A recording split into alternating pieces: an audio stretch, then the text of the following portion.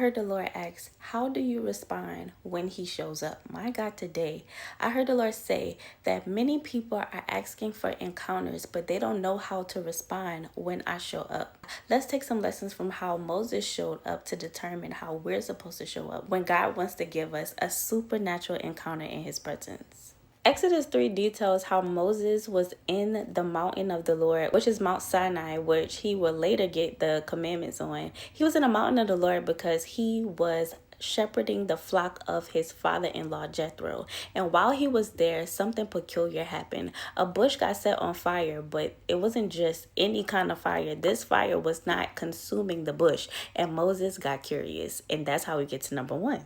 And we're going to look at my notes. So number 1 is you have to be at the right place at the right time doing the right thing. In Exodus 3, the Bible says that Moses was serving his father-in-law's house, shepherding his flock at the mountain of the Lord. If you want to have an encounter, you have to go where God is, and you get there through serving another man's house and vision.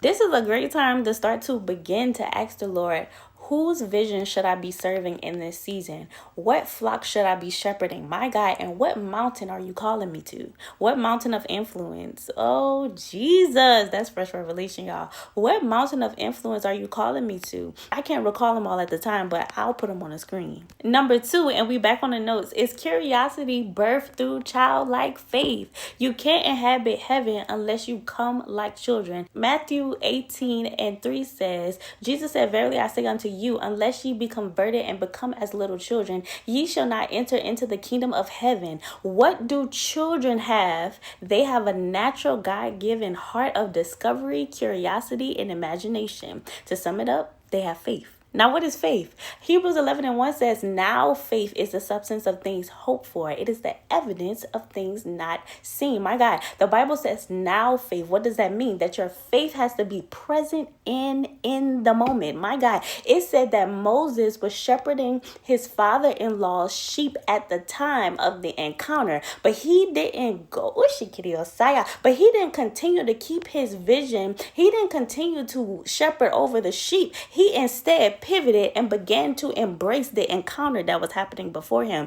You can't, who you are at heart will determine what you see. Moses surveyed the bush and came out with the conclusion that, hey, this thing isn't even being consumed, and let me stop what I'm doing and go see. Moses didn't let what he was already doing and already seeing in the mountains with the flock stop his faith to be able to see the evidence of the supernatural glory of God showing up. My God, today, I hear the Lord saying that this is a matter of call and response. Finally, the Bible goes on to say in Exodus 3, verse 4, it says, when the Lord saw, my God, when the Lord saw that he turned away from the flock to look, God called to him from the midst of the bush and said, Moses, Moses. And he said, here I am. Then God said, do not come near. My God, today, I'm back on my notes. Finally, when God called, not only did he have an ear to hear him, he had a what? Say it, church. He had a response. My God. And the right one too. He said, here I am.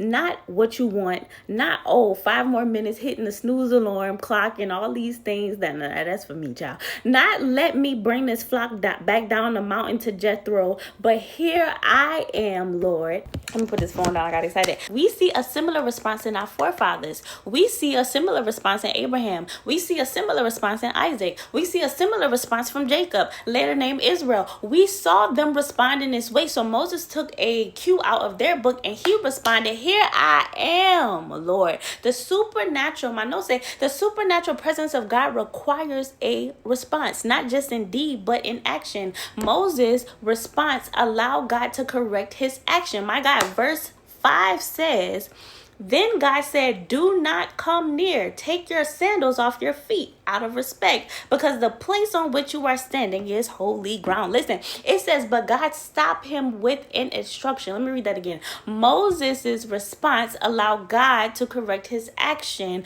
Moses started subconsciously moving toward the thing that he was being called to. My God, but God stopped him with an instruction. Stop. Don't come any closer. Why is that? Moses was unclean, standing on holy ground. What do we know about the nature of God? He is holy. holy, therefore we must be holy. So because he is holy, we must come into his presence the same way, which is impossible unless he gives us the instruction on how to do it.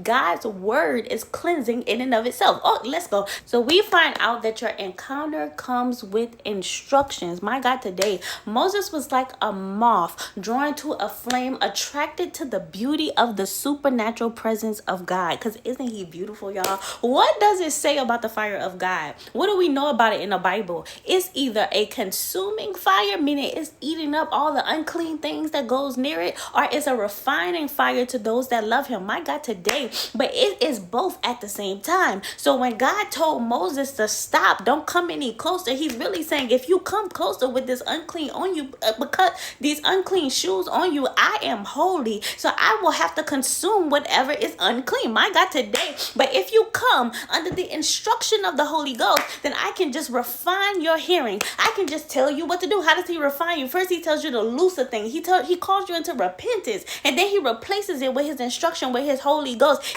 He said, don't come closer because you are unclean. Don't come closer, my God, today, because then I'll have to consume you when really I want to refine you. Really, I want to use you. I want to nurture that curiosity that's inside of you, but I got to tell you how to do it. Your instruction is inside of the encounter, but first you have to know how to respond. Listen, it says Moses, my notes say Moses was like a moth to a flame, attracted to the beauty of the supernatural presence of God. What does it say about the fire of God? It's consuming, it's refining, it consumes unclean things. We know that because the fire around Daniel and the Hebrew boys, it didn't touch them because a fourth man was in the fire with them, protecting them. They had already responded well to the mandate in the earth at the time. They said, we're not eating your nasty food. We're not doing your nasty things. We're not bowing to no other God. We are serving the God of Israel. So guess what? Because they responded well to what God had already wrote in the rule book, that is his scripture, my God, today,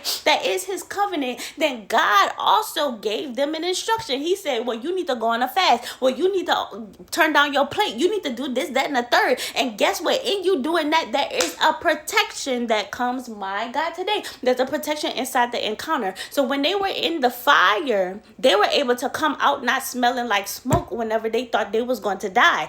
But the people, the unclean things that got too close to this fire, my God, they got ate up. That thing blessed me. I hope it blessed you when I read it to you.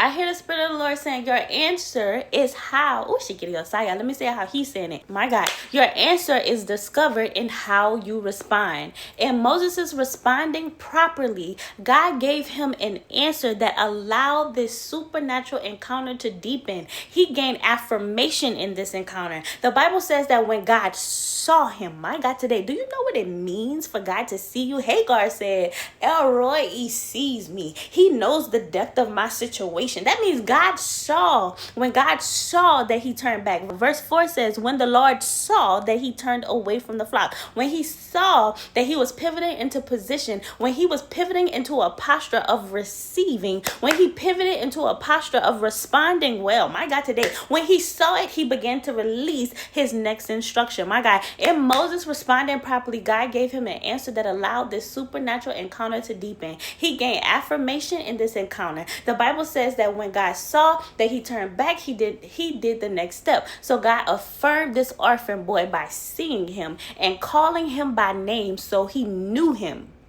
Not only did he see him, he knew him and he called him by name. My God, put in the comments, God is calling me by name and I have the right response.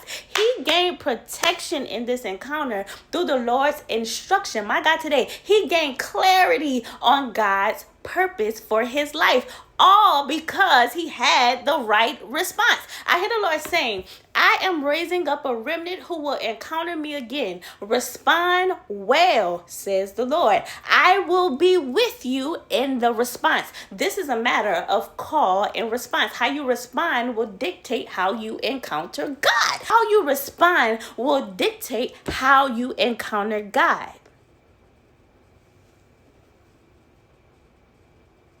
Here I am, Lord. Oh, Jesus. Drop that. After you drop that last thing in comments, drop this. Here I am, Lord.